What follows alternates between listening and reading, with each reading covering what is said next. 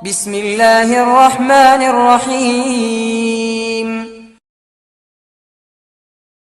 നമ്മുടെയൊക്കെ അകത്തളങ്ങളിൽ ഒരു ചിന്തയുണ്ട്, ഞാൻ തരക്കേടില്ല, ഞാൻ യോഗ്യനാണ്, ഞാൻ വലിയ കുഴപ്പമൊന്നുള്ള ആളല്ല. പലരും അത് പുറത്തു പറയാറില്ല, ഞാൻ ഉള്ളിലുള്ള കഥയെ പറയുന്നത്. ഞാൻ യോഗ്യനാണ്, എന്നിലൊരുപാട് മഹത്വങ്ങളുണ്ട്, എനിക്കൊരുപാട് നന്മകളുണ്ട്, അതുകൊണ്ടു തന്നെ ഞാൻ പ്രശംസക്ക് അർഹനാണ്, സ്തുതിക്ക് ഞാൻ അർഹനാണ്, മറ്റുള്ളവർ വാഴ്ത്താൻ ഞാൻ എന്തുകൊണ്ടും യോഗ്യനാണ്, മറ്റുള്ളവരിലൂടെ വാഴ്ത്തപ്പെടാനും സ്തുതിക്കപ്പെടാനും ഞാൻ അർഹനാണ് എന്ന ഒരു ഉള്ളിലിരിപ്പ്. അങ്ങനെ വാഴ്ത്തലുകളും സ്തുതിക്കലുകളും സുഖിപ്പിക്കലുകളും കിട്ടാതിരിക്കുമ്പോൾ ആ വാഴ്ത്തപ്പെട്ട് കിട്ടാൻ വേണ്ടി പൈസ മുടക്കാൻ തയ്യാറാണ്, എത്ര സമയവും അധ്വാനിക്കാൻ തയ്യാറാണ്. അങ്ങനെ കണ്ടല്ലോ, പിരിവിന് കൊടുക്കുമ്പോൾ പ്രത്യേകിച്ച് കുടുംബ പേരൊക്കെ ഒന്ന് പറയണം കേട്ടോ എന്ന് പറഞ്ഞ് പിരിവൊന്ന് വണ്ണം കൂട്ടി കൊടുക്കുക അല്ലേ? ഇങ്ങനെയൊരു സ്വഭാവം. പൈസ കൊടുത്തിട്ടാണെങ്കിലും താൻ സ്തുതിക്കപ്പെടണം, താൻ വാഴ്ത്തപ്പെടണം. എത്രയോ അധ്വാനിക്കാൻ തയ്യാറാണ്, വാഴ്ത്തല് കിട്ടുന്നുണ്ടെങ്കിൽ, സ്തുതി കിട്ടുന്നുണ്ടെങ്കിൽ. ജനങ്ങളുടെ സ്തുതി പാട്ട് കേൾക്കുമ്പോൾ എന്തൊരു ഹരം! അത് കിട്ടുമ്പോ എന്ത് ചെയ്യാനും എത്ര ധനം ചെലവഴിക്കാനും ഒരു കുഴപ്പമില്ല. അതങ്ങ് മാറ്റിവെച്ച് ഉടമസ്ഥനായ റബ്ബിന്റെ പൊരുത്തം എന്ന ഒരു കൺസെപ്റ്റിലേക്ക് വരുമ്പോ 10 രൂപ കൊടുക്കാൻ വല്ലാത്ത മനപ്രയാസാണ്. ഉടമസ്ഥനായ റബ്ബിന്റെ പൊരുത്തം കിട്ടട്ടെ എന്ന് കരുതിയിട്ട് എന്തെങ്കിലും അധ്വാനിക്കേണ്ടി വന്നാൽ, ഖുർആൻ ക്ലാസ്സിന് വരേണ്ടി വന്നാൽ, അതാ ഇരുണ്ട വെളിച്ചത്തൊരു മൂലക്കിൽ ഇരുന്നാൽ ആര് പ്രശംസിക്കാനാ? ഓൻ ഖുർആൻ ക്ലാസ്സിനൊക്കെ പോണ ആളാ, ഒരു പേരും കിട്ടൂല. അത്തരം കാര്യങ്ങളിൽ ആവേശം കിട്ടുന്നില്ല.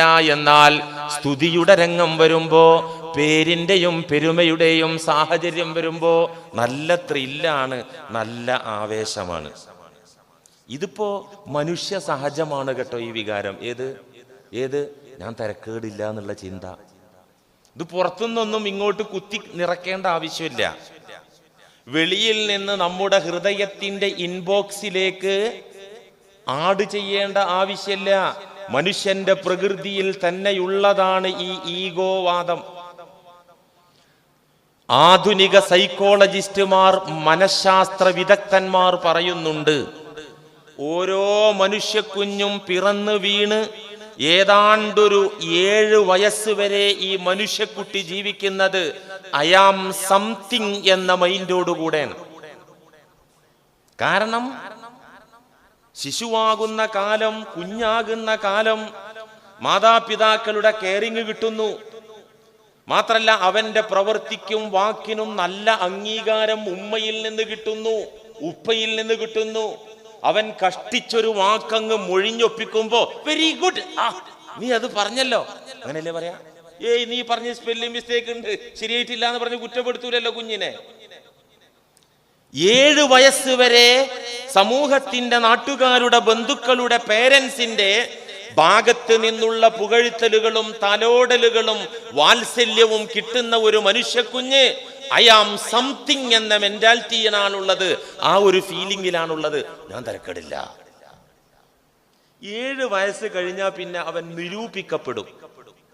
എങ്ങനെ നിരൂപിക്കപ്പെടുക? കുറ്റപ്പെടുത്തലുകൾ അവന്റെ നേരെ വരും. 6 വയസ്സുകാരൻ, 7 വയസ്സുകാരൻ അവനൊരു ഗ്ലാസ് എടുത്ത് ഡൈനിങ് ടേബിളിൽ നിന്ന് എടുത്തിട്ട് അടുക്കളയിലേക്ക് കൊണ്ട് അതോടെ വെച്ച് അത് കയ്യിൽ പൊട്ടി പോടൊക്കെ എന്നുവെച്ചാൽ നിന്നതിന് കൊള്ളൂല. അവൻ ഒറ്റക്കങ്ങ് റോട്ടിലേക്കോ വെളിയിൽ അവിടെ നിൽക്ക്, അവിടെ നിൽക്ക്, പാപ്പച്ചിന്റെ കൂടെ വരാൻ പറ്റുള്ളൂ, പുറത്തിറങ്ങാൻ തന്നെ പറ്റൂല. ഇങ്ങനെ അരുതെന്ന് പറയുന്ന ചില നിയന്ത്രണങ്ങൾ ആ കുഞ്ഞിന്റെ, മനുഷ്യ കുഞ്ഞിന്റെ നേരെ വരുമ്പോ ഐ ആം നത്തിങ് എന്ന ഒരു മൈൻഡ്, ഞാൻ കൊള്ളൂല എന്നുള്ളൊരു മൈൻഡ് വരികയാണ്. ഞാൻ ഉഷാറാണ് എന്നുള്ള ഈ 7 വയസ്സ് വരെയുള്ള ചിന്ത, അതിന് ചെറിയൊരു വ്യത്യാസം, ഐ ആം നത്തിങ്, എന്നെ കൊള്ളൂല, ഒരു കാര്യത്തിനും എന്നെ പറ്റുന്നവനല്ല എന്നൊരു മൈൻഡും അകത്ത് കയറുകയാണ്. ഈ രണ്ട് മൈൻഡുകളും തമ്മിൽ അകത്ത് ആശയ സംഘടന നടക്കും. ഇതൊക്കെ എനിക്കും നിങ്ങൾക്കും കഴിഞ്ഞു പോയതാ. ഈ രണ്ട് I am something, I am nothing, ഈ രണ്ട് മെന്റാലിറ്റികളും അകത്ത് മനസ്സിൽ കിടന്നിട്ടൊരു സംഘടന ഉണ്ട്. ആ സംഘടനത്തിൽ ഐ ആം സംതിങ്, ഞാൻ മോശക്കാരനല്ല, ഞാൻ ഉഷാറൻ തന്നെ എന്ന് വരുത്താൻ വേണ്ടി, ആ ഭാഗം വിജയിപ്പിച്ചെടുക്കാൻ വേണ്ടി എന്തൊക്കെ കള്ളത്തരാണ് സ്കൂൾ ജീവിതകാലത്ത് നമ്മൾ പറഞ്ഞത്. ഇപ്പൊ ഞാൻ തന്നെ ഓർത്തു പോവാണ്. ഏതാണ്ട് സ്കൂളിൽ ഒരു 3-ോ 4-ലോ പഠിക്കുന്ന കാലത്താണ് ഓരോരുത്തരും അവനവന്റെ വീരവാദങ്ങളും അവനവന്റെ മഹത്വങ്ങളും ഇങ്ങനെ പറയാ. അപ്പൊ ഒരുത്തം പറയാം, എന്റെ വാപ്പച്ചി ഗൾഫിലാ, എനിക്ക് കഴിഞ്ഞ വരവിന് 3 പന്താ കൊണ്ടുവന്നത്. അപ്പൊ ഞാൻ പറഞ്ഞു, എന്റെ വാപ്പ വലിയൊരു വഴുത് പറയുന്ന ഉസ്താദാ. അപ്പൊ വേറൊരു മുജീബ് പറഞ്ഞൊരു കൂട്ടുകാരൻ പറഞ്ഞു, എന്റെ വാപ്പ ഒരു ബീഡിക്കുറ്റി കൊണ്ട് ഒരൊറ്റ കുത്തിന് ഒരു ആനെ കൊന്ന ആളാണ്. വല്ലാഹി എന്നോട് പറഞ്ഞതാ. ഒരു ബീഡിക്കുറ്റി കൊണ്ട് ഒരൊറ്റ കുത്തിന് അതിന്റെ മർമ്മണ്ട് അത്ര എന്റെ നെറ്റിയില്. അവിടെ ബീഡിക്കുറ്റി ഒരു കുത്തന കുത്തിയപ്പോ ആനാണ് മരിക്കുകയും. എന്റെ ചെറുപ്പകാലത്ത് ഇതെന്താ സംഭവം? വീട്ടില് ഐ ആം നത്തിങ് എന്ന മൈൻഡാണ് കിട്ടുന്നത്. കാരണം അവന് നിയന്ത്രിക്കപ്പെടുകയാണ്. അപ്പൊ ഞാൻ കൊള്ളൂല എന്നുള്ള മൈൻഡ് കയറുകയാണ്. ഇതിനെ ഒന്ന് അടിച്ചൊതുക്കി, അല്ല ഞാൻ ഐ ആം സംതിങ്, ഞാൻ എന്തോ ആണ്, ഞാൻ ആരോ ആണ്, ഞാൻ യോഗ്യനാണ് എന്നതിനെ സ്ഥാപിച്ചെടുക്കാൻ വേണ്ടി പലവിധ നമ്പറുകളും നിങ്ങളൊക്കെ അടിച്ചിട്ടുണ്ടാവും. ഓർമ്മയില്ലായിട്ടാണ്, അല്ലെങ്കിൽ ഓർമ്മ ഉണ്ടായിട്ട് പറയാത്തതുകൊണ്ടായിരിക്കും. ഇങ്ങനെ മനുഷ്യ കുഞ്ഞ് ഐ ആം നത്തിങ് എന്ന മൈൻഡിൽ തന്നെ മുന്നോട്ട് പോവാൻ. പ്രകൃതി അങ്ങനെ, മനുഷ്യന്റെ നേച്ചർ അതാണ്. ഇവിടെ വിശുദ്ധ കലിമത്തു തൗഹീദ് എന്ന് പറയുന്ന പടവാളുകൊണ്ട് അവന്റെ പ്രകൃതിയെ അവൻ അടിച്ചിരുത്തി ഒതുക്കി മുസ്ലിമാക്കിയില്ലെങ്കിൽ പ്രകൃതിയാലുള്ള ആ ഗുണത്തോടെ അവനൊരു ആ രീതിയിൽ അവൻ അങ്ങനെ വളർന്ന് ജീവിക്കും. ഈ മനോഗതിയിൽ ജീവിക്കുന്ന വ്യക്തി ഞാനൊരു സംഭവമാണ്, ഞാൻ അർഹനാണ്, ഞാൻ സ്തുതിക്കും അംഗീകാരത്തിനും യോഗ്യനാണ്, ഈ ഒരു മാനസികാവസ്ഥയിൽ ജീവിക്കുന്ന ഒരു മുസ്ലിം അവൻ അൽഹംദുലില്ലാഹി റബ്ബിൽ ആലമീൻ എന്ന് ഓതുമ്പോൾ അത് പച്ചക്കള്ളമാണ്, മായം ചേർക്കാത്ത കളവാണ് ആ ഓതുന്നത്. അവന്റെ ധാരണ അബദ്ധധാരണ, ഞാൻ സ്തുതിക്കർഹനാണ് എന്നാണ്,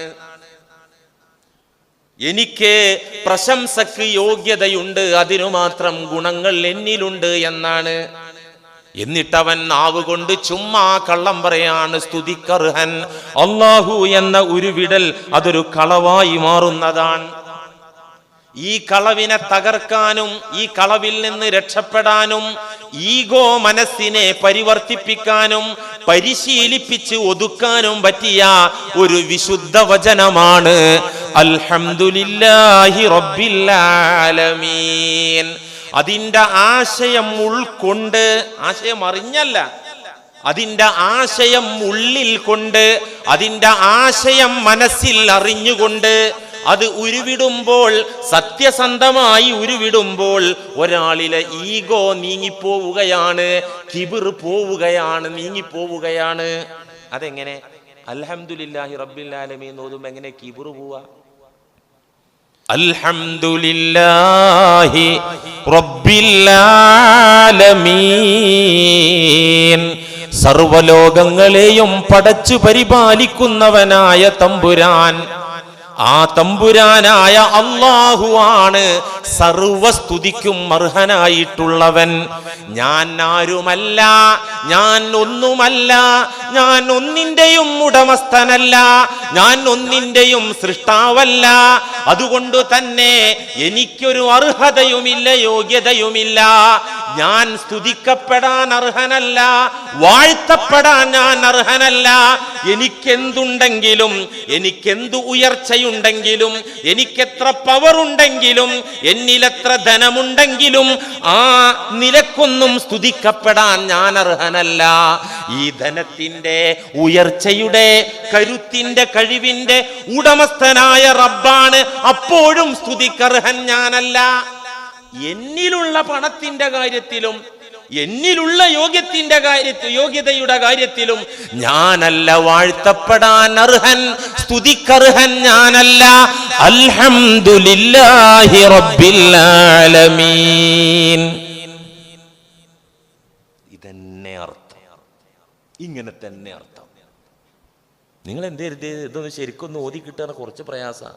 100% സത്യസന്ധമായി അൽഹംദുലില്ലാഹി റബ്ബിൽ ആലമീൻ എന്ന് പ്രഖ്യാപിച്ചത് മുത്ത് മുഹമ്മദ് മുസ്തഫ സ്വല്ലല്ലാഹു അലൈഹി വസല്ലമ തങ്ങൾ മാത്രമായിരിക്കുമെന്നതാണ് വസ്തുത.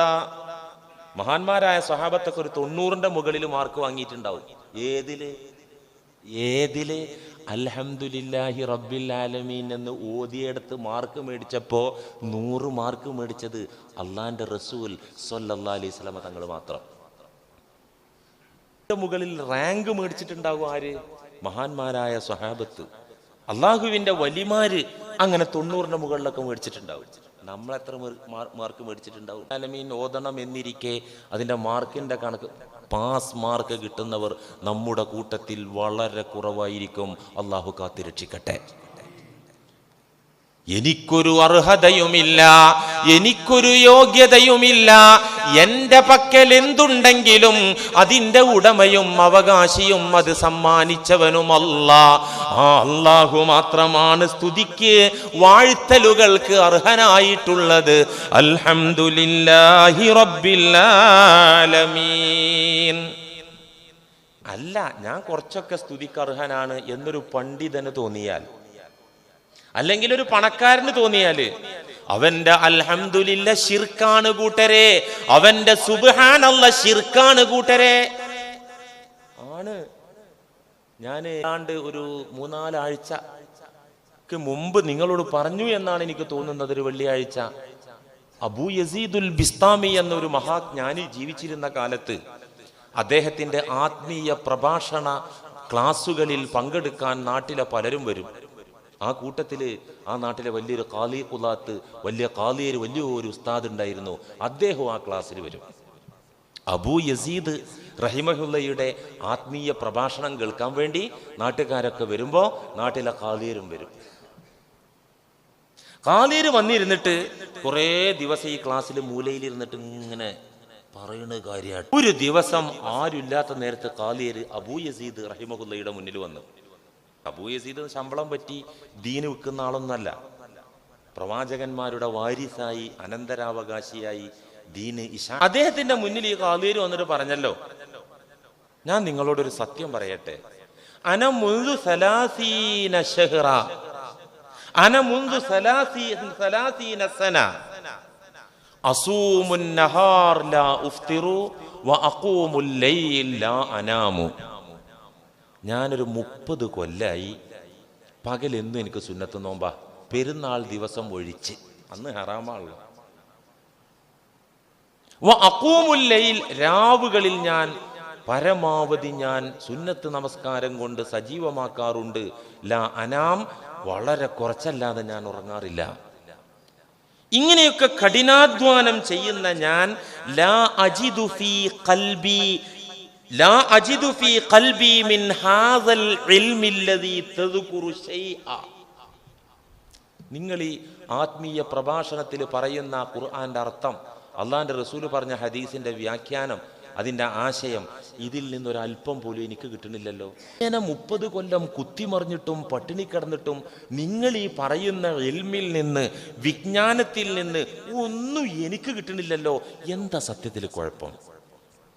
എന്നാൽ ഞാനാണെങ്കിൽ നിങ്ങൾ ആ പറയുന്ന വിജ്ഞാനത്തെ ഞാൻ വാസ്തവമാക്കുന്ന ആളാണ്, അംഗീകരിക്കുന്ന ആളാ. എനിക്കത് ഇഷ്ടമാണ് കേൾക്കുന്നത്. അത് അള്ളാഹുവിലേക്ക് നമ്മങ്ങനെ മാനസികമായി നമ്മങ്ങനത്തെ വാക്ക് മണിമുത്തുകളാണ് നിങ്ങൾ പറയുന്നത്. ഇതാണെങ്കിൽ സാധാരണ ഖുർആൻ വായിച്ച അങ്ങനെ ഒരു അർത്ഥത്തോട്ട് കിട്ടുന്നില്ല. ഞാൻ ഈ കഠിനാധ്വാനം ചെയ്തിട്ട് ഭഗീരഥ പ്രയത്നം നടത്തിയിട്ട് എനിക്കിതിൽ നിന്നൊരു തുമ്പ് പോലും കിട്ടിയിട്ടില്ല. എന്താ സത്യത്തിൽ കുഴപ്പം? അബൂ യസീദ് ഖാലിയരോട് പറഞ്ഞു, എന്റെ പൊന്നാര ചങ്ങാതി, വലൗ സുംത സലാസ മിഅത്തി സന വഖുംത ലൈലഹ, നിങ്ങൾ ഇപ്പൊ 30 കൊല്ലല്ലേ ഇങ്ങനെയൊക്കെ ചെയ്തത്. 300 കൊല്ലം പകലിൽ സുന്നത്ത് നോമ്പ് പിടിച്ചിട്ട് 300 കൊല്ലത്തിന്റെ രാവുകളിൽ നിന്ന് നിസ്കരിച്ച് നിങ്ങൾ കഠിനാധ്വാനം ചെയ്താലും ഞാൻ പറയുന്ന വിജ്ഞാനത്തിൽ നിന്ന് അണുത്തൂക്കം നിങ്ങൾക്ക് ലഭ്യമല്ല, കിട്ടൂല നിങ്ങൾക്ക്. അതെന്തേ? അത് നിങ്ങളുടെ വൃത്തികെട്ട മനസ്സാണ് അതിന് കാരണം. നമ്മൾ പറഞ്ഞല്ലോ നഫ്സ് അമ്മാറ, അതാണ് കാരണം. അപ്പൊ ഖാദിയേര് അബൂ യസീദിനോട് ചോദിച്ചു, ഫലി ഹാദാ ദവാ, ഇതിന് വല്ല ട്രീറ്റ്മെന്റും ഉണ്ടോ? എന്റെ മനസ്സിന്റെ കുഴപ്പമാണ്, മനസ്സിന്റെ രോഗാണെന്ന ആണല്ലോ പറഞ്ഞത്, ഇതിന് വല്ല മരുന്നുണ്ടോ എന്ന് ചോദിച്ചു. അബൂ യസീദ് പറഞ്ഞു, മരുന്നുണ്ട് നഅം, പക്ഷേ വലാകില്ലാ തഖ്ബലുഹു, ഞാൻ മരുന്ന് തന്നിട്ട് നീ അത് കഴിക്കൂല, അത് അത്ര കയ്പുള്ള മരുന്നാ, നീ അത് കഴിക്കൂലായിരുന്നു. അല്ല ഫദ്കുർനി ഹത്താ അഅമലഹു, ഒന്ന് പറഞ്ഞു താട്ട്, ഞാൻ അമല് ചെയ്തു നോക്കട്ടെ, ഞാനത് കുടിച്ചു നോക്കട്ടെ, കുറച്ച് കയ്പൊക്കെ ഉണ്ടെങ്കിലും മേമ്പൊടി കൂട്ടിയിട്ട് ഞാനൊന്ന് കഴിച്ചു നോക്കട്ടെ, ഒന്ന് പറഞ്ഞതാ. എന്റെ ഈ മനസ്സിന്റെ രോഗം മാറിയിട്ട് നിങ്ങൾ പറയുന്നത് പോലെ ആത്മീയമായ അറിവുകൾ ഉൾക്കൊള്ളാനും പറയാനും എനിക്ക് പറ്റണമെങ്കിൽ ആ മരുന്നൊന്ന് കഴിച്ച് ഞാൻ നോക്കട്ടെ, ഒന്ന് പറഞ്ഞതാ എന്ന് നാട്ടിലെ ഖാദി ഖുലാത്ത് കേമനായ മൊയ്ലിയേര് അബൂ യസീദിനോട് പറയുന്നുണ്ട്. അപ്പൊ എന്താ പറഞ്ഞ അദ്ദേഹം? നിന്റെ ആ നീളം കുപ്പായുണ്ടല്ലോ, നെയ്റ്റ് ഇട്ടാലോ ഔലിയ പാപ്പയായി അല്ലേ, നിന്റെ ആ നെയ്റ്റ് ഉണ്ടല്ലോ അത്, പിന്നെ ആ പച്ച തോർത്തുണ്ടല്ലോ അത്, ഇത് രണ്ടും ഒഴിവാക്ക്. എന്നിട്ട് മനുഷ്യന്മാര് സാധാരണ ഫക്കീറന്മാർ ഇടുന്ന ഡ്രസ്സ് ഉണ്ടല്ലോ അതിട്ട്, താടി കുറെ നീളണ്ട്, ആ നീളൊക്കെ ഒന്ന് കട്ട് ചെയ്ത് ഒഴിവാക്ക്. ആ റസൂലുള്ളാന്റെ സുന്നത്ത് പുറംപൂച്ചില് രോമത്തില് സുന്നത്ത്, അകത്ത് അബൂജായിലും. ഇതുകൊണ്ട് എന്താ കാര്യം? റസൂലുള്ളാന്റെ കോലം താടിയിലും വേഷത്തിലൊക്കെ, അകത്ത് അബൂജായിലും, അത് പറ്റൂല. അതുകൊണ്ട് നീ ആദ്യം ചെയ്യേണ്ട മരുന്ന് എന്താന്ന് വെച്ചാല് ആ നീളം കുപ്പായ ഉണ്ടല്ലോ നെയ്റ്റി, അത് മാറ്റി. എന്നിട്ട് ഫക്കീറന്മാരെടുക്കണ താഴ്ന്ന ഡ്രസ്സ് അതണിയേ, പിന്നെ ആ പച്ചത്തോർത്തുണ്ടൊക്കെ എടുത്തൊന്ന് മാറ്റിയിട്ട്, എന്നിട്ട് നീ എന്ത് ചെയ്യണം, ആ താടിന്റെ നീളൊക്കെ ഒന്ന് കുറച്ചിട്ട് നീ എന്ത് ചെയ്യണം എന്ന് വെച്ചാൽ കഴുത്തിലൊരു സഞ്ചി കെട്ടിത്തൂക്കിയിട്ട് കുറച്ച് ബദാം പരിപ്പയില് നിറച്ചിട്ട് അങ്ങാടിക്ക് ഇറങ്ങണം. ഈ കോലത്തിൽ ഇന്നലെ വരെ ഖാദി ഖുലാത്തിനെ നാട്ടുകാർ കണ്ട് ബഹുമാനിച്ച് ആദരിച്ച ഖാദി ഖുലാത്ത് കഴുത്തിലൊരു സഞ്ചി തൂക്കി അതിൽ ബദാം പരിപ്പ് ഇട്ടിട്ട് ഈ ഫക്കീറിന്റെ പറഞ്ഞ വേഷം ഇട്ടിട്ട് നിന്നെ കവലയിൽ കാണുമ്പോൾ ഉറപ്പായിട്ടും ആൾക്കാർ പിടിക്കും, നിന്നെ തല്ലും. നിന്നെ കൂക്കി വിളിക്കുന്നവർക്ക്, നിന്നെ തല്ലുന്നവർക്ക്, നിന്നെ പരിഹസിക്കുന്നവർക്ക് പരിഹാസത്തിന്റെയും പ്രഹരത്തിന്റെയും അളവില് അതിൽ നിന്ന് ബദാം പരിപ്പ് ഇങ്ങനെ എടുത്തു കൊടുക്കണം എന്നറിയും. ഇതാണ് കഷായം, ഇതാണ് നിന്റെ രോഗം മാറാനുള്ള കഷായം എന്ന് അബൂ യസീദ്. ഫഖാല, അദ്ദേഹം പറഞ്ഞു, സുബ്ഹാനല്ലാഹ് തഖൂലു ലി മിസ്ല ഹാദാ, എന്നോട് ഈ ജാതി മരുന്നാണോ പറയണേ? സുബ്ഹാനല്ലാഹ്, സാധിക്കൂല എന്നർത്ഥത്തില്. അപ്പൊ ഈ അബൂ യസീദ് പറയുന്നുണ്ട്, ഖൗലുക സുബ്ഹാനല്ലാഹ് ശിർകുൻ, നീ ഇപ്പി പറഞ്ഞ സുബ്ഹാനല്ലാഹ് ശിർക്ക, തൗഹീദല്ല. കാരണം لأنك علمت نفسك فسبحتها, നീ ഇപ്പ പ്രവർത്തി പ്രായോഗികമായി നീ നിന്നെ തസ്ബീഹാക്കുകയാണ്. ഞാൻ എത്ര പരിശുദ്ധൻ, കാരണം പരിശുദ്ധനായതുകൊണ്ട് അടിയിൽ ഇറങ്ങാൻ പറ്റാത്ത അവസ്ഥ വന്നത്. നീ നിന്റെ സ്വന്തത്തെ പൊക്കുകയും നിന്റെ സ്വന്തത്തെ വിശുദ്ധനാണെന്ന് പ്രഖ്യാപിക്കുകയും ചെയ്യുന്നു. നാവുകൊണ്ടല്ല, നിന്റെ പ്രവർത്തനം കൊണ്ട്, നിന്റെ ഹഖീഖത്ത്, നിന്റെ യാഥാർത്ഥ്യം, സുബ്ഹാനി സുബ്ഹാനി, ഞാൻ എത്ര വിശുദ്ധൻ എന്ന് നീ നിന്റെ അവസ്ഥ കൊണ്ടും പ്രവൃത്തി കൊണ്ടും ജീവിതം കൊണ്ടും പ്രഖ്യാപിക്കുമ്പോൾ നാവ് കൊണ്ടുള്ള നിന്റെ സുബ്ഹാനല്ലാഹുണ്ടല്ലോ, അത് ശിർക്കാണ് മോനെ, നിർത്തിയേക്ക്. ഇത് നിനക്ക് പറ്റൂലല്ലോ, പറ്റൂല, എന്നാ നീ നന്നാവൂല. എന്തുകൊണ്ട്? ഒരു അടിമയും ഉടമയും തമ്മിലുള്ള ബന്ധത്തിലാണ് കാര്യം കിടക്കുന്നത്. റബ്ബായ മഅബൂദ് യജമാനൻ, അടിമയായ ഈ മനുഷ്യൻ, ഈ സത്യവിശ്വാസി താനൊരു അടിമയാണ് എന്നുള്ളതിൽ, ആ തിരിച്ചറിവിൽ, ആ ഉബൂദിയത്തിന്റെ സമ്പൂർണതയിലാണ് കമാലിയത്തിരിക്കുന്നത്. അടിമയായിരിക്കുക എന്നതിൽ ആര് പൂർണ്ണനായോ അവിടെയാണ് അള്ളാഹുവിന്റെ പൊരുത്തം പൂർണ്ണമാകുന്നത്. വീട്ടിൽ സർവന്റ് ഉണ്ട്, 90% പക്കയാണ്, 10% വീക്കാണെങ്കിൽ ഇഷ്ടപ്പെടൂല. 100% തന്നെ അബുദാകണം. മനസ്സുകൊണ്ടും സമർപ്പണം കൊണ്ടും പ്രവർത്തനം കൊണ്ടും അബുദാകണം. ഈ അബുദാകാതെ ഈ വക കാട്ടിക്കൂട്ടൽ. ഒരു സത്യം ഞാൻ പറഞ്ഞുതരാം.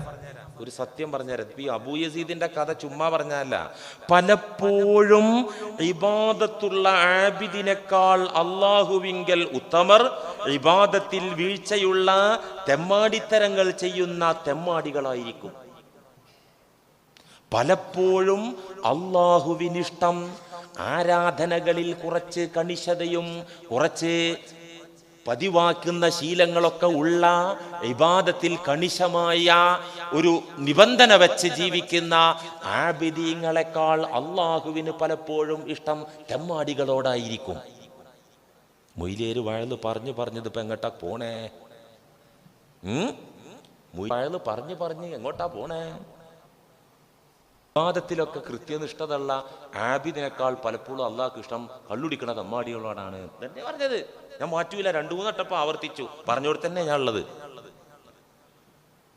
എന്തുകൊണ്ട് എല്ലാ ആബിദിനെയുമല്ല ഞാൻ പറഞ്ഞത്, എല്ലാ നന്മകൾ ചെയ്യുന്നവരെയും അല്ല ഞാൻ പറഞ്ഞത്. പലപ്പോഴും എന്ന വാക്കുകൊണ്ടാണ് ഞാൻ തുടങ്ങിയത്. പലപ്പോഴും ആബിദുകളെക്കാൾ അല്ലാഹുവിനിഷ്ടം തെമ്മാടികളോടായിരിക്കും. എന്തുകൊണ്ട്?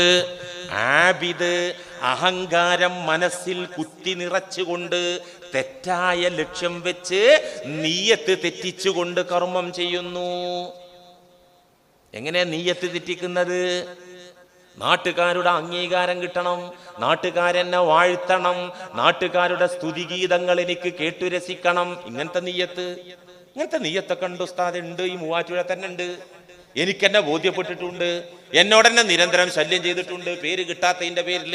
ഇതൊന്നും എനിക്കൊരു ബേജാറില്ല. അടുത്ത ഞായറാഴ്ച ഇവിടെ പ്രസംഗിക്കണം, ക്ലാസ് എടുക്കുക, ഒരു നിർബന്ധം എനിക്കില്ല. പിരിച്ചുവിടാം, അന്നും ബേജാറില്ല. സത്യം പറഞ്ഞതിന്റെ പേരില് എന്ത് കിട്ടണിലും മേടിക്കണല്ലോ, അതിനെന്തിനാ ബേജാറാണ്? നിങ്ങളിലുള്ള രോഗത്തിന് ഞാൻ മരുന്ന് പറഞ്ഞിട്ടുണ്ട്. മലപ്പുറത്തുള്ള ഒരു ചങ്ങായിന്റെ രോഗത്തിന് ഞാൻ മരുന്ന് പറയണ്ട, ഇവിടെ പറയണോ? ഇവിടെയുള്ള സോക്കറിനല്ലേ ഞാൻ നിങ്ങൾക്ക് മരുന്ന് പറഞ്ഞിട്ടുണ്ട്. ഇബാദത്ത് നന്മയാണ് ചെയ്യുന്നത്, ലക്ഷങ്ങളാണ് ദാനം ചെയ്യുന്നത്, രാത്രി മുഴുവൻ നിസ്കാരാണ്, രാത്രി മുഴുവൻ ഓത്താണ്, രോഗിയെ സഹായിക്കാണ്, വീടില്ലാത്തവന് വീട് വെച്ചു കൊടുക്കാണ്, ഹൗസ് വാമിങ്ങിന് നേതൃത്വം നൽകുകയാണ്. ഇതൊക്കെയാണ്. പക്ഷേ പേരാണ് ഉള്ളിൽ, പെരുമയാണ് ഉള്ളിൽ നിയ്യത്ത് എങ്കിൽ പ്രത്യക്ഷമായി വിലയിരുത്തുമ്പോൾ അതൊരു നല്ല ഇബാദത്താണ്, നല്ല ഒരു കർമാണ്. പക്ഷെ അത് എന്തിന്റെ അടിസ്ഥാനത്തിൽ പ്രകടമായ കർമാണ്? അകത്തുള്ള റിയാ സുംഅത്ത്, കപടഭക്തി എന്ന പ്രചോദനമാണ് ആ സൽക്കർമ്മത്തെ പുറത്തു കൊണ്ടുവന്നത്. എന്ത്? അള്ളാഹുവിന്റെ പൊരുത്തമല്ല, തൗഹീദിൽ അധിഷ്ഠിതമായ കർമ്മമല്ല. താനൊന്ന് വളരണം, താനൊന്ന് ഉഷാറാകണം, താനൊന്ന് സ്തുതിക്കപ്പെടണം എന്ന ലക്ഷ്യത്തോടെ പ്രകടമായ ഈ സൽക്കർമ്മം, ലക്ഷങ്ങൾ സ്വതക്ക ചെയ്തതാകട്ടെ, രാത്രി നിസ്കരിച്ചതാകട്ടെ, ഹജ്ജിന് പോയതാകട്ടെ, ഭവനരഹിതനായ വിധവക്ക് വീട് വെച്ച് കൊടുത്തതാകട്ടെ, ഏതാകട്ടെ, ലക്ഷ്യം തെറ്റിപ്പോയ ഇബാദത്താണെങ്കിൽ അത് കൂലില്ല എന്ന് മാത്രമല്ല, അതിന്റെ കൂലി അപ്പപ്പ കിട്ടും കേട്ടോ. എപ്പ കിട്ടും? ഇവൻ എന്താ ഉദ്ദേശിച്ചത്? ഞാനൊന്ന് ആളാണ്, തൽക്കാലം അതൊന്ന് ആളാക്കി നിർത്തും. കുറച്ചാൾക്കാർ പറയട്ടെ, കുറച്ചാൾക്കാർ ഇവനെ കുറിച്ച് പറയും, നല്ലത് പറയും. ആ കൂലി അപ്പ തന്നെ അല്ലാഹു കൊടുക്കും. വമാലഹു ഫിൽ ആഖിറതി മിൻ ഖലാഖ്, പരലോകത്തവന് ഒരു വിഹിതവും ലഭിക്കാനില്ല എന്ന് മാത്രമല്ല, ഈ ഇബാദത്തുകളൊക്കെ സയ്യിആത്തുകളായി മാറും, തിന്മകളായി മാറും. കൂലിക്ക് പകരം ശിക്ഷയായിരിക്കും ആ ഇബാദത്തിനൊക്കെ കിട്ടുക. എന്താ കാരണം? അകത്ത് ഈഗോ കുത്തി നിറച്ചിട്ട് തെറ്റായ നിയ്യത്ത് കൊണ്ട് ചെയ്ത സൽക്കർമ്മങ്ങൾ നാളെ പരലോകത്ത് തിരിഞ്ഞു കുത്തും. അത് കള്ളുകുടിച്ചതിലേറെ, വ്യഭിചരിച്ചതിലേറെ വലിയ കുറ്റമായി ഈ ഇബാദത്തുകൾ രൂപപ്പെടുന്നതാണ് ദീനുൽ ഇസ്ലാം പഠിപ്പിക്കുന്നു. എന്നാൽ ഒരു കുറ്റവാളി ആ കുറ്റവാളി മനസ്സിൽ കുറ്റമുള്ളവനാണെങ്കിൽ, റബ്ബേ എന്റെ സാഹചര്യം എന്നെ തിന്മയിലെത്തിച്ചു, എത്രയെത്ര കുറ്റങ്ങളാണ് ഞാൻ ചെയ്തത്, ഇപ്പോഴും ഞാൻ കുറ്റം ചെയ്യുന്നവനല്ലേ അല്ലാ, നീ പൊറുത്തില്ലെങ്കിൽ എന്റെ കാര്യം കഷ്ടമാണ് അല്ലാ എന്നൊരു കുറ്റവാളിക്ക് കുറ്റബോധമുണ്ടെങ്കിൽ അള്ളാഹു അയാൾക്ക് പുറത്തു കൊടുക്കാനാണ് ചാൻസ് കൂടുതൽ. അതുകൊണ്ട് ഇമാം ഗസാലിയുടെ ഇഹ്യയിലൊക്കെ കാണാ അള്ളാന്റെ വലിമാരൊക്കെ പറഞ്ഞൊരു വാക്ക്, ലഅൻ യസ്ഹബനി ഫാജിറുൻ ഹസനുൽ ഖുലുഖി അഹബ്ബു ഇലയ്യ മിൻ അൻ യസ്ഹബനി ആബിദുൻ സയ്യിഉൽ ഖുലുഖി. ഒരു പൊതു തത്വമാണ്. ഇസ്ലാമിക ലോകത്തെ ഔലിയാക്കളുടെ ഒരു പ്രഖ്യാപനാണത്. എന്നോട് ലഅൻ യസ്ഹബനി ഫാജിറുൻ ഹസനുൽ ഖുൽഖി, ഒരു നല്ല മനസ്സുള്ള ഒരു തെമ്മാടി ഞാനുമായിട്ട് കൂട്ടുകൂടുക, അല്ലെങ്കിൽ ഞാൻ അയാളുമായി കൂട്ടുകൂടുക. ആര്? സൽസ്വഭാവിയായ തെമ്മാടി. അങ്ങനെ ഉണ്ടല്ലോ, കള്ളുടിയന്മാരെ കൂട്ടത്തിൽ നല്ല സൽസ്വഭാവമുള്ള ആൾക്കാരുണ്ട്. അതാണ് കുടിച്ചിട്ട് പിന്നെ ഒരാളെ തെറി പറയുക, ഉപദ്രവിക്കുന്ന ആളത് അകത്തെത്തിയ എക്സ്ട്രാ ഡീസൻ്റ് ആവുമായിരിക്കും ചെയ്യാം. ഇങ്ങനെയാണെന്ന് ആ കള്ളുടിക്കാൻ പറ്റൂല. അത് തെമ്മാടിത്തരാണ്, അത് ഫിസ്ഖാണ്, അത് ഫജാറത്താണ്, തെമ്മാടിത്തരം തന്നെയാണ്. അങ്ങനെയുള്ള ആളുകള് നിസ്കാരം എന്ന് പറഞ്ഞാൽ വെള്ളിയാഴ്ചയൊക്കെ വരും, പിന്നെ പറ്റുമ്പൊക്കെ ചെയ്യും, ജോലി തിരക്കിലൊന്നും ഉണ്ടാവില്ല. പിന്നെ തോന്നുമ്പോ തോന്നുമ്പോ കഥാ വീട്ട് ഇത്രയൊക്കെ ഉള്ളൂ.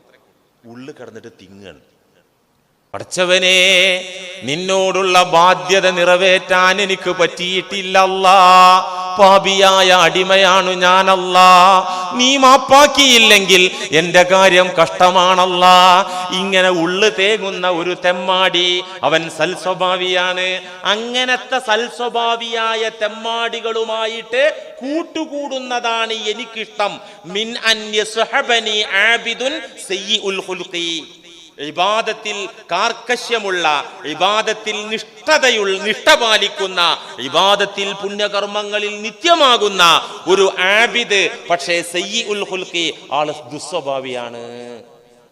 പള്ളിയിൽ 5 നേരം വരും, കെട്ടിയോളായിട്ട് തല്ലും പിടിയാണ്, മക്കളായിട്ട് കുഴപ്പാണ്, അയൽക്കാരുമായി മിണ്ടാറില്ല. 5 നേരം പള്ളിയിൽ വരവുണ്ട്. അറുത്ത കൈക്ക് ഉപ്പ് തേക്കൂല, ഇഷ്ടം പോലെ പൈസ ഉണ്ട്, 5 നേരം പള്ളിയിൽ വരുന്നുണ്ട്, മുമ്പും പിമ്പുള്ള റവാത്തിബുണ്ട്, സുന്നത്ത് നോമ്പ് വന്നാ പിടിക്കാൻ മുന്നിലാണ്, അയൽവാസിയോട് മിണ്ടാറില്ല. ഇങ്ങനെയുള്ള ആളുകളുമായി സഹവസിക്കുന്നതിലേറെ ഞാൻ ഇഷ്ടപ്പെടുന്നത് തെമ്മാടിക്കൂട്ടങ്ങൾ, അവർ സൽസ്വഭാവികളാണെങ്കിൽ അവരുമായി ഇടപെടുന്നതാണ്. ശരിയാണ്, വെറുതെ പറഞ്ഞതല്ല. ഞാൻ നിങ്ങൾക്കൊരു ചരിത്രം പറഞ്ഞു തരട്ടെ. ചരിത്രത്തിന്റെ മുമ്പ് തെറ്റുകൾ തമ്മിൽ നിന്നും കുറ്റങ്ങൾ 2 നിലക്ക് കുറ്റങ്ങൾ ഉണ്ടാവും. വൈകാരിക അഭിനിവേശം കൊണ്ട് കുറ്റം ഉണ്ടാവും. വൈകാരികമായ കാരണങ്ങളാൽ കുറ്റം, ഹറാമ്, തെറ്റുവരും നമ്മളിൽ. 2, ഈഗോ കാരണം തെറ്റുവരും, അഹങ്കാരം കാരണം തെറ്റുവരും. കള്ളുകുടിയും വ്യഭിചാരവും വൈകാരികമായ അഭിനിവേശം കാരണത്താൽ ഉണ്ടാകുന്ന കുറ്റങ്ങളാണ്, അല്ലേ? വികാരത്തിന്റെ തീഷ്ണതയിൽ നമ്മൾ ആ കുറ്റം ചെയ്തു പോവാൻ, അല്ലേ? ഇതിന് ഖേദമുണ്ടാവും. ഏതിന്? വൈകാരിക കാരണങ്ങളാൽ കുറ്റം ചെയ്യുന്ന നേരത്തും കുറ്റത്തിൽ നിന്ന് വിരമിക്കുന്ന നേരത്തും ഖേദം വരാൻ ചാൻസ് കൂടുതലാണ്. കള്ളുടിക്കുമ്പോൾ പഠിച്ചവനെ ആരെങ്കിലും കാണുമോ? പഠിച്ചവനെ ആരും കാണുന്നില്ല, പഠിച്ചവനെ നീ കാണുന്നുണ്ടല്ലോ അല്ലാ, അല്ലേ? അല്ലെങ്കിൽ അരുതാത്ത ലൈംഗിക വിശുദ്ധി ഇല്ലാത്ത ആ മാർഗങ്ങളിലേക്ക് പോകുമ്പോ ഉള്ളിങ്ങനെ പടക്കും, നെഞ്ചത്ത് ഹൃദയം ഇങ്ങനെ പടക്കും. ഈമാൻ കുറച്ചകത്തുണ്ടെങ്കിൽ അത് ചെയ്യുന്ന നേരത്ത് അവൻ അസ്വസ്ഥനാണ്, അവൻ ബേജാറിലാണ്, ഖേദത്തിലും വേദനയിലാണ്. ചെയ്തു കഴിഞ്ഞാലോ അപ്പോഴും ഖേദത്തിലും വേദനയിലുമാണ്. വൈകാരിക കാരണങ്ങളാൽ കുറ്റം ചെയ്യുന്നവർ കുറ്റം ചെയ്യുന്ന നേരത്തും അതിൽ നിന്ന് രാജിയാകുമ്പോ വിരമിക്കുന്ന നേരത്തും മനസ്സിനകത്ത് വേദനയുണ്ടാകും, അസ്വസ്ഥതയുണ്ടാകും. അങ്ങനെയുള്ള കുറ്റവാളികൾക്ക് അള്ളാഹു പൊറുക്കാനാണ് ചാൻസ് കൂടുതൽ. എന്നാൽ അഹങ്കാരം കാരണം കുറ്റം ചെയ്യുന്നവർ, അതെങ്ങനെ അഹങ്കാരം കാരണത്താൽ കുറ്റം ചെയ്യാ? ഞാനിപ്പോ വലിയ കേമനാണ്, ഉഷാറാണെന്നൊക്കെ അങ്ങനെ കരുതി ഞാൻ ആ ഈഗോയിൽ, ആ മൈൻഡിൽ ഇങ്ങനെ നിൽക്കുകയാണ്. അപ്പൊ ഒരു പച്ചപ്പാവം ഇങ്ങനെ വന്നിട്ട് പറഞ്ഞു, അസ്സലാമു അലൈക്കും വറഹ്മത്തുള്ളാഹി. അത്ര ഉണ്ടായിട്ടുള്ളൂ. അസ്സലാമു അലൈക്കും വറഹ്മത്തുള്ളാഹി. ഖുർആൻ പറഞ്ഞ അതല്ല, അസ്സലാമു അലൈക്കും വറഹ്മത്തുള്ളാഹി മിനിമം അതെങ്കിലും പറയണം. ഔ ബി അഹ്സന മിൻഹാ വറഹ്മത്തുള്ളാഹി വബറകാതുഹു എങ്കിലും കൂട്ടണം. കൂട്ടാൻ പറ്റൂലെങ്കിൽ അതുപോലെയെങ്കിലും മടക്കണം എന്നുള്ളതാ. ഇപ്പൊ എന്ത് കുറ്റ ഈ ആചാര്യ ചെയ്തത്? നാട്ടിലെ അപ്രസിദ്ധനായ പച്ചപ്പാവമായ ഓട്ടോറിക്ഷ തൊഴിലാളിയായ ഒരു സാധു പള്ളി നാചേരി ഇങ്ങനെ കുമ്പ വീർപ്പിച്ച് ഇങ്ങനെ പോവാണ്. ഞാനാരാ മോൻ, ഇപ്പൊ പള്ളി പ്രസിഡന്റ് കൂടി ആയിട്ടുണ്ട്, അതിന്റെ ഒരു ദറജയും കൂടി കൂടിയിട്ടുണ്ട്. ഈ പോക്ക് പോയപ്പോഴാണ് ഓട്ടോറിക്ഷ ഓടിക്കണ വീരാൻകുട്ടി വന്നിട്ട് അസ്സലാമു അലൈക്കും വറഹ്മത്തുള്ളാഹി. ഇതൊരു കുറ്റല്ലേ സത്യത്തില്? ഖുർആന്റെ നസ്സ. എനിക്ക് സമയമില്ലാത്തതുകൊണ്ടാ സലാം പറയുമ്പോ എങ്ങനെ മടക്കണം എന്ന് അള്ളാഹ് പറഞ്ഞിട്ടുണ്ട്. ഇതിനെ മര്യാദ. ഇതൊരു മര്യാദ കേടി ചങ്ങായി ചെയ്തു ഈ പാവത്തിനോട്. അവനും തന്നെ ഉള്ളിൽ വേദനയായി. ഹാജിര് ശരിക്കും എന്താ വേണ്ടത്? വഅലൈക്കും അസ്സലാം വറഹ്മത്തുള്ളാഹ്, എന്താടാ വിശേഷം വീരാൻകുട്ടിയെ? ഇസ്ലാം. മുഖത്തേക്ക് തന്നെ നോക്കിയില്ല, പോയി. ഇതൊരു കുറ്റാ ചെയ്തു. ഈ ഹാജിയര് തൗബ ചെയ്യോ കൂട്ടരെ? അതൊരു വലിയ കുറ്റാണെന്ന് മനസ്സിലായി. അങ്ങേരുടെ മനസ്സിൽ തോന്നിയിട്ടുണ്ടോ ഞാൻ ഈ ചെയ്തതൊരു കുറ്റാണെന്ന്? തോന്നിയിട്ടുണ്ടോ? തോന്നില്ല. ഇതുപോലെ തന്നെ ഒരുപാട് ഉദാഹരണങ്ങൾ നമുക്ക് പറയാൻ വേണ്ടി. പേരിന് വേണ്ടി സ്വതക്ക ചെയ്തു, പ്രസിദ്ധിക്ക് വേണ്ടി സ്വതക്ക ചെയ്തു, പ്രസിദ്ധി കിട്ടി, മരിക്കോളം പടച്ച റബ്ബേ നിയ്യത്ത് തെറ്റി ശിർക്കിന്റെ അമലുകൾ ഒരുപാട് ഞാൻ ചെയ്തിട്ടുണ്ടല്ലോ. പള്ളിക്ക് 1,00,000 കൊടുത്തിട്ടുണ്ടല്ലോ, യതീമിനെ കെട്ടിച്ചു വിട്ടിട്ടുണ്ടല്ലോ. നീ തൗഹീദല്ലായിരുന്നു, ഇഖ്ലാസിലല്ലായിരുന്നു, നിന്റെ പൊരുത്തമായിരുന്നില്ല നിയ്യത്തല്ലാ, അതെന്നോട് പൊറുക്കണമല്ല എന്ന് ഏതെങ്കിലും ഒരു ഈഗോ ഉള്ള സാധനം ഖിയാമത്ത് നാൾ 1-ാം തീയതി വരെ ദ്വാരക്കുവോ? അള്ളാഹിനോട് മാപ്പ് ചോദിക്കുവോ? നേരം മറിച്ച് അങ്ങേരെന്നെ കള്ളുടിച്ചാണെങ്കിൽ ചിലപ്പോൾ ചോദിക്കൂ. പെണ്ണ് പിടിച്ചതാണെങ്കിൽ ചിലപ്പം വേദന ഉണ്ടാവും. മിനിമം ഹജ്ജിനെങ്കിലും പോകുമ്പോഴെങ്കിലും ഉണ്ടാവും അല്ലേ? അതാണ് വൈകാരിക അഭിനിവേശം കൊണ്ട് മനുഷ്യൻ തെറ്റിൽ പെട്ടാല് തൗബ ചെയ്യാനുള്ള മൈൻഡ് വരും, തൗബ ചെയ്യാനുള്ള ഉള്ളിൽ നിന്നൊരു ത്വര വരും.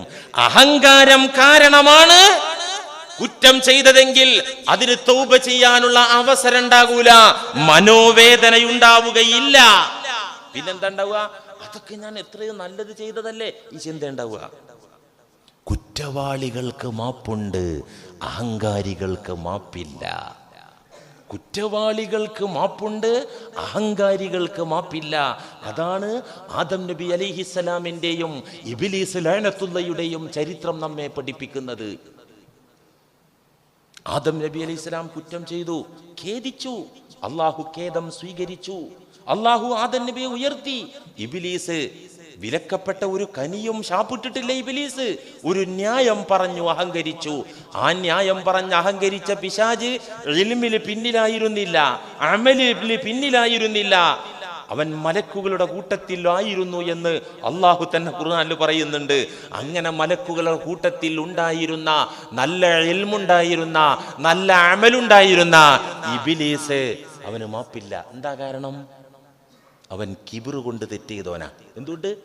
ഭോഗേച്ഛ കാമേച്ഛ തലപൊക്കിയിട്ട് വ്യഭിചരിച്ചവനല്ല ഇബ്ലീസ്. പോയിന്റ്. ഇബ്ലീസിന് കാമവികാരം തലപൊക്കി വ്യഭിചരിച്ചിട്ട് ചെയ്ത തെറ്റല്ല ഇബ്ലീസ് ചെയ്ത തെറ്റ്. അവന്റെ ഈഗോ കാരണം അവനൊരു ന്യായം പറഞ്ഞതാണ് തെറ്റ്. അവന് മാപ്പില്ല. ഞാനൊരു ചരിത്രം പറയാൻ സമയമില്ല, ഉള്ള സമയം കൊണ്ട് പറഞ്ഞു ഒപ്പിക്കേണ്ടി വരും. ഒരു നല്ല ചരിത്രം മഹാന്മാരായ ഇമാമികൾ രേഖപ്പെടുത്തിയ ഒരു നാട്ടില് ഒരു വലിയ തെമ്മാടി ഉണ്ടായിരുന്നു. ഫുൾ ടൈം ഡ്രിങ്കിൽ ചെയ്യുന്ന ആ കക്ഷി. വെള്ളടിക്കുക, ആ കിക്ക് ഇറങ്ങിപ്പോയി അപ്പത്തിന് വീണ്ടും അടിക്കും. ദാഇമൻ ശാരിബുൽ ഖംർ, നിത്യം. അങ്ങനെ ഉണ്ടല്ലോ ചില ആൾക്കാർക്ക്. കാരണം ഈ സാധനം ദേഹത്ത് നിന്ന് ഇറങ്ങിപ്പോയാൽ പിന്നെ വേറെ ഇളകുന്ന ആളുകളുണ്ട്. ഇതിന് അഡിക്റ്റ് ആയ ആൾക്കാർ അങ്ങനെ ഇരിക്കും. കഞ്ചാവ് കള്ളൊക്കെ ചെന്നാൽ പിന്നെ ഈ മരുന്ന് അകത്തില്ലെങ്കിൽ പിന്നെ ആള് വൈബ്രേഷൻ തുടങ്ങും. എന്നിട്ട് പിന്നെ ഇതിന് ലഹരി മുക്ത ട്രീറ്റ്മെന്റിനൊക്കെ കൊണ്ടുപോകലുണ്ടല്ലോ. അതിപ്പോ അധികം വിശദീകരിക്കണ്ട. ഇദ്ദേഹം സദാ മദ്യപിക്കുന്ന ആളാണ്. ഇദ്ദേഹം പെട്ടെന്ന് നീണ്ടുപോകില്ല, കരളൊക്കെ ഡാമേജ് ആകും, എലിപ്പനിയൊക്കെ പെട്ടെന്ന് ക്യാച്ച് ചെയ്യും, ഇങ്ങനെ ഡോക്ടർമാരൊക്കെ പറയല്. അപ്പോ ഇങ്ങനെ മരിച്ചുപോയി ആള്. മരിച്ചപ്പോ ജീവിതകാലത്ത് തന്നെ നാട്ടുകാർ അങ്ങേരെ മത്രൂക്കാക്കി, മിണ്ടാൻ പറ്റാത്ത ജാതി ഒഴിവാക്കി. മരിച്ചപ്പോഴും ജനം ഒഴിവാക്കി. ആ മയ്യത്തിനെ നാട്ടുകാർ തിരിഞ്ഞു നോക്കിയില്ല. ആ വെള്ളം കുടിച്ച് ബസ് സ്റ്റാൻഡിൽ കിടന്ന് ചത്ത ചങ്ങാതി കിരിക്കാൻ പോണ്ട. ഈ നിലക്ക് നാട്ടുകാരാ മയ്യത്തിനെ ഒഴിവാക്കി, അവഗണിച്ചു.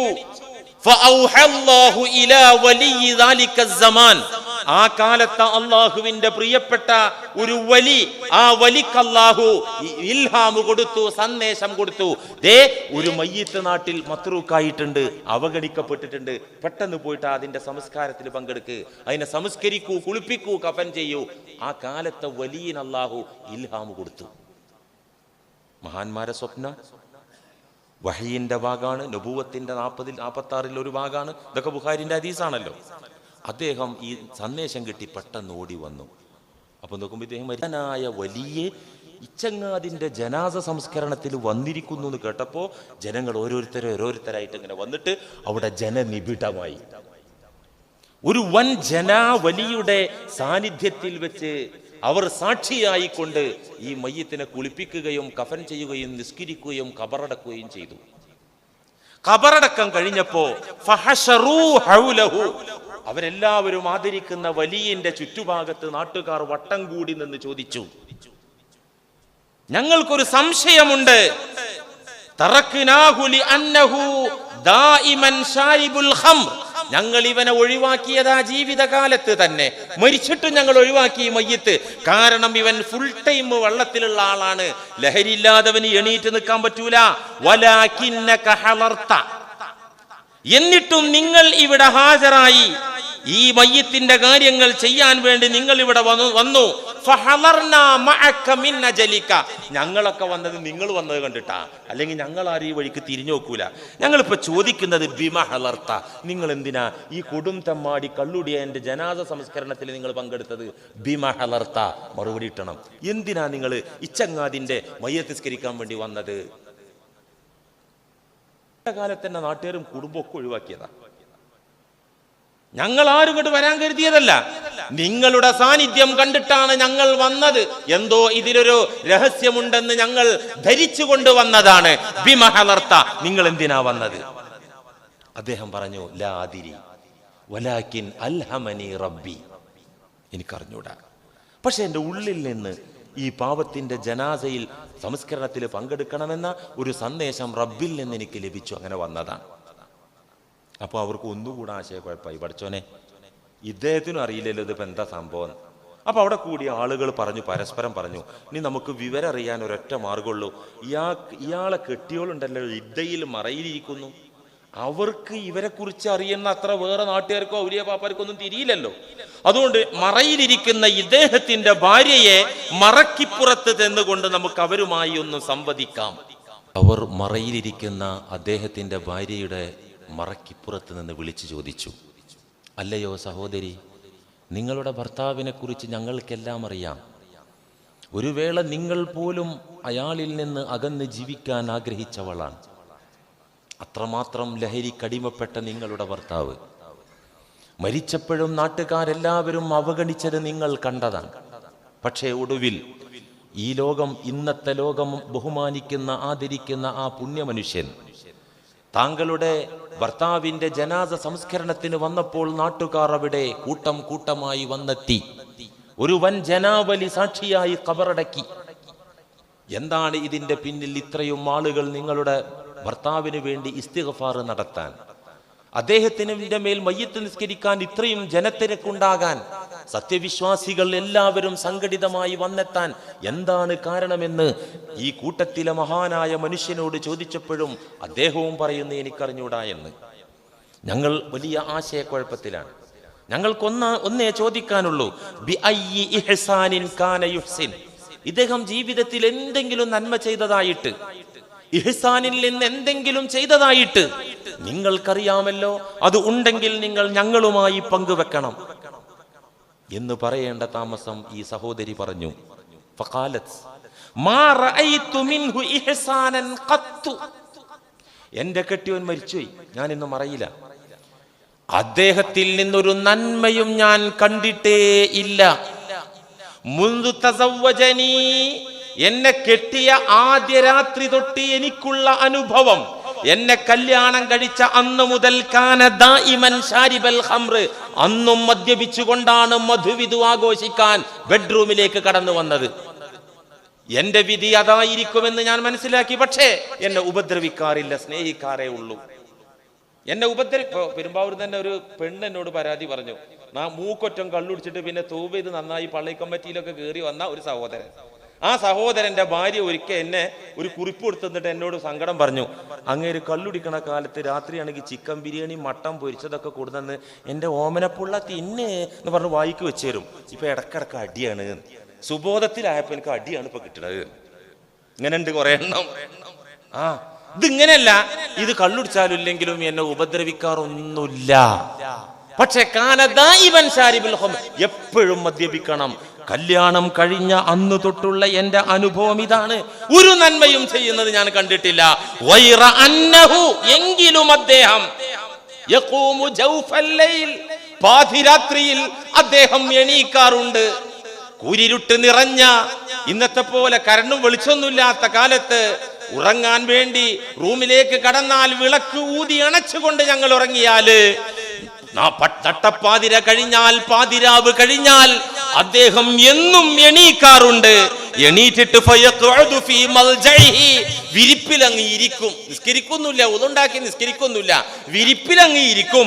ഇരുന്നിട്ട് അങ്ങോട്ട് കരയാൻ തുടങ്ങും. എന്താ കരഞ്ഞു പറയുന്നത്? ഫയഖൂൽ യാ റബ്ബി അദ്നബ്തു, യാ റബ്ബി അദ്നബ്തു ഫഗ്ഫിർ ലീ ഫയബ്കി. എല്ലാ രാത്രിയും പാതിരാത്രി കഴിഞ്ഞാൽ നിലാവിന്റെ ചെറുവട്ടത്തിൽ ഞാൻ ഈ കരച്ചില് എന്നും കേൾക്കാറുണ്ട്.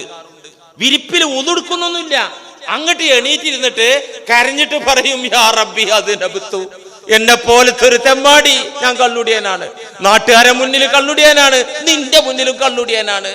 ഫഗ്ഫിർ ലീ, പടച്ചോനെ നീ എന്നോട് പൊറുക്കണം റബ്ബേ. ഈ പതിവുണ്ടായിരുന്നു. ഫഖാലൽ വലിയു, അതിന് സാക്ഷിയായ വലിയ പറഞ്ഞു അതെന്നെ ഇത്. ഏതെന്നെ ഏത്? എനിക്ക് അല്ലാഹു അദ്ദേഹത്തിന്റെ ജനാസ സംസ്കാരത്തിൽ പങ്കെടുക്കാൻ ആഹ്വാനം തന്നതിന്റെ കാരണം വേറൊന്നുമല്ല, അള്ളാഹു അതൊക്കെ പുറത്തു. അള്ളാഹു പുറത്തുവിടാതുണ്ടോ? വേദനിക്കുന്ന ദാസന് പൊറുക്കും. അതിനെന്ത് വേണം? അൽഹംദുലില്ലാഹി റബ്ബിൽ ആലമീൻ. നമ്മളൊക്കെയും ഒരുപാട് പാകപ്പിഴവുകളുള്ളവരാണ്, തെറ്റുകുറ്റങ്ങളുള്ളവരാണ്, കുറ്റങ്ങളും കുറവുകളും ഉള്ളവരാണ്. നമ്മളൊന്നും പ്രശംസക്ക് യോഗ്യരല്ല, സ്തുതിക്കർഹരല്ല. സ്തുതിക്കർഹൻ റബ്ബുൽ ആലമീനായ അല്ലാഹു മാത്രമാണ്. ഈ അർത്ഥതലത്തിലേക്ക് നമ്മൾ ചെന്നെത്തണം. അല്ലാഹു തൗഫീഖ് ചെയ്യട്ടെ. വരുന്ന ഞായറാഴ്ച ക്ലാസ്